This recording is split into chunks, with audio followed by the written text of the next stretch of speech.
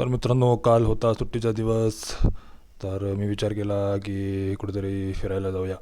तर मी गेलो भुळेश्वर महादेव मंदिर. हे जे तुम्हाला माहिती आहे, पुण्यात आहे. खूप प्राचीनकालीन मंदिर आहे.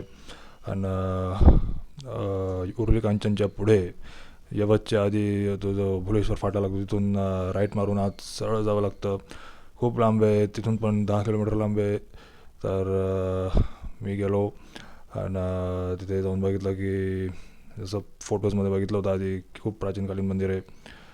तसेच जे स्टोन वापरले आहेत ते खूप जुन्या काळातलेच वाटले.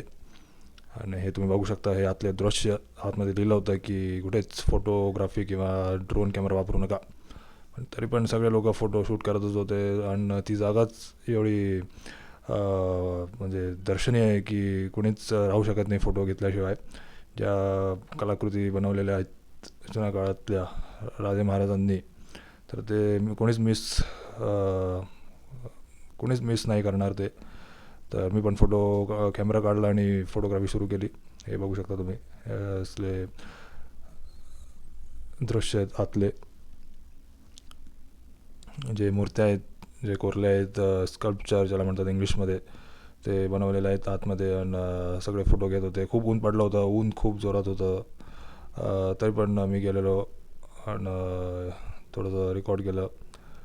आणि थोडंसं जेवण पण केलं, निरा प्यायलो थोडं.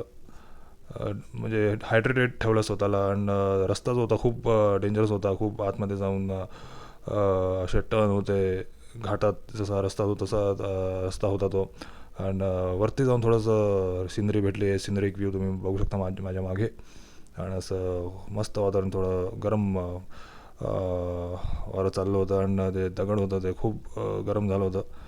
तर खूप चटके लागत होते. आणि मागे हे झाड बघा, कशाचं झाड आहे तुम्ही सांगा कमेंटमध्ये लिहून. पण अजून एक मागे BSNLचा टॉवर पण होता.